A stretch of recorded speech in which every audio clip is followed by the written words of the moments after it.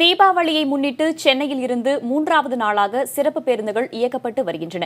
இதுகுறித்து பேசுவதற்காக சென்னை கோயம்பேட்டிலிருந்து நமது செய்தியாளர் ராஜ்குமாரும், தாம்பரத்திலிருந்து நமது செய்தியாளர் முகேஷும் இணைந்திருக்கிறார்கள். முதலாவதாக ராஜ்குமாரிடம் பேசலாம். ராஜ்குமார், தீபாவளியை முன்னிட்டு சென்னையிலிருந்து தமிழகத்தோட பிற பகுதிகளுக்கு இன்று எத்தனை சிறப்பு பேருந்துகள் இயக்கப்படுது?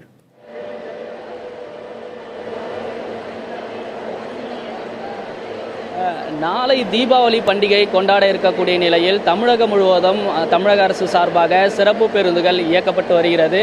மொத்தம் 3 நாட்கள் சிறப்பு பேருந்துகள் இயக்கப்படுகிறது. இன்று கடைசி நாளான இன்று தமிழகம் முழுவதும் சிறப்பு பேருந்துகள் இயக்கப்படுகிறது. சென்னையிலிருந்து மட்டும் இன்று 3992 சிறப்பு பேருந்துகள் சென்னையிலிருந்து இயக்கப்படுகிறது. இதற்கான ஏற்பாடுகள் போக்குவரத்துறை அதிகாரிகள் செய்திருக்கிறார்கள். ஏற்கனவே கடந்த 2 நாட்களாக சொந்த ஊர்களுக்கு செல்வதற்கான பயணிகள் ஏராளமானவர் சென்றிருக்கிறார்கள். கிட்டத்தட்ட 2 நாட்கள் மட்டும் 3 லட்சம் பயணிகள் சொந்த ஊர்களுக்கு முன்பதிவு செய்து சென்றிருப்பதாக போக்குவரத்துறை அதிகாரிகள் தெரிவிக்கிறார்கள். கடைசி நாளாக இன்றும் ஏராளமான பயணிகள் செல்ல இருக்கிறார்கள். குறிப்பாக தற்போது கோயம்பேடு பேருந்து நிலையத்தில் பயணிகளுடைய எண்ணிக்கை சொந்த ஊர்களுக்கு செல்வது கூட்டம் அதிகம் இல்லாமல் இருக்கிறது. எனினும் மதியம் நேரத்திற்கு பிறகு பயணிகளுடைய எண்ணிக்கை அதிக அளவுக்கு செல்வார்கள் என்று போக்குவரத்துறை அதிகாரிகள் தெரிவிக்கிறார்கள். பயணிகளுடைய வசதிக்காக கோயம்பேடு பேருந்து நிலையத்தில் முன்பதிவு மையங்கள் மற்றும் அதே போன்று முன்பதிவு செய்திருக்கக்கூடிய பேருந்துகள் 6 நடைமேடைகளிலிருந்து முன்பதிவு செய்திருக்கக்கூடிய பேருந்துகள் செல்வதற்கான வசதிகள் ஏற்பாடு செய்யப்பட்டிருக்கிறது. முன்பதிவு செய்யாத பேருந்துகளில் செல்லக்கூடிய பயணிகளுக்கு 3 நடைமேடைகள் தனியாக ஒதுக்கப்பட்டிருக்கிறது. சேலம், திருச்சி, மதுரை, திருநெல்வேலி, நாகை உள்ளிட்ட இடங்களுக்கு செல்லக்கூடிய பேருந்துகள் இந்த இடத்திலிருந்து செல்வதற்கான ஏற்பாடுகள் செய்யப்பட்டிருக்கிறது. அதே போன்று 5 மையங்களிலிருந்து சென்னையிலிருந்து பேருந்துகள் இயக்கப்படுவதால் பயணிகளினுடைய கூட்ட நெரிசல் இல்லாமல் கோயம்பேடு பேருந்து நிலையத்தில் கடந்த 2 நாட்களாக நம்மால் பார்க்க முடிகிறது. அதே போன்று பயணி தற்போது நம்மோடு இருக்கிறாங்க, நாம் அவருடைய பேசுவோம். மேடம் வணக்கம், நீங்க எந்த ஊருக்கு போறீங்க? இங்க கூட்ட நெரிசல் எப்படி இருக்கு? வசதிகள்லாம் எப்படி செஞ்சிருக்காங்க? Actually, I want to go to Andhra, Srikalahasti, so I can't find here buses. Suddenly they shifted to Anna Nagar. We can't see Tamil channels no. So we don't know that matter. So we came and now we are struggling. அதாவது ஏற்கனவே பயணிகளும் சொல்லியிருக்காங்க, ஆந்திராவுக்கு செல்லக்கூடிய பேருந்துகள் அண்ணா நகரிலிருந்து செல்வதற்கும், அதே போன்ற தஞ்சை, கும்பகோணம் போகக்கூடிய பேருந்துகள் தாம்பரம் சேனட்டோரியம் பகுதியிலிருந்து செல்வதற்கான ஏற்பாடுகள் இந்த இடத்தில் செய்யப்பட்டிருக்கிறது. 28 முன்பதிவு மையங்கள் இந்த இடத்தில் அமைக்கப்பட்டிருக்கிறது. மேலும் கண்காணிப்பு கேமரா மூலம் பயணிகளுடைய வசதிக்காக கண்காணிப்பதற்கான நடவடிக்கைகளையும் அதிகாரிகள் எடுத்திருக்கிறார்கள். குறிப்பாக போக்குவரத்து நெரிசலை கட்டுப்படுத்துவதற்கான நடவடிக்கையை போக்குவரத்து காவல்துறையினர் நடவடிக்கை எடுத்திருக்கிறார்கள். 200க்கும் மேற்பட்ட போக்குவரத்து போலீசார் கோயம்பேடு பேருந்து நிலையம், கோயம்பேடு மார்க்கெட் பகுதிகளில் போக்குவரத்து நெரிசலை கட்டுப்படுத்துவதற்கான நடவடிக்கையும் எடுக்கப்பட்டிருக்கிறது.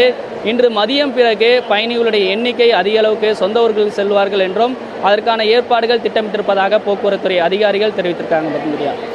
ராஜ்குமார், நீங்க இணைப்பிலே காத்திருங்க. தாம்பரம் பேருந்து நிலையத்தில் நமது செய்தியாளர் முகேஷ் இருக்கிறார், அவருடன் பேசலாம். முகேஷ், இறுதி நேர கூட்ட நெரிசலை தவிர்க்க போதிய வசதிகள் செய்து தரப்பட்டிருக்கிறதா போக்குவரத்து துறை சார்பில் கூறப்பட்டிருக்கு. அந்த வகையில் பயணிகளின் வசதிக்காக தாம்பரம் பேருந்து நிலையத்தில் என்ன மாதிரியான வசதிகள் செய்யப்பட்டிருக்கு?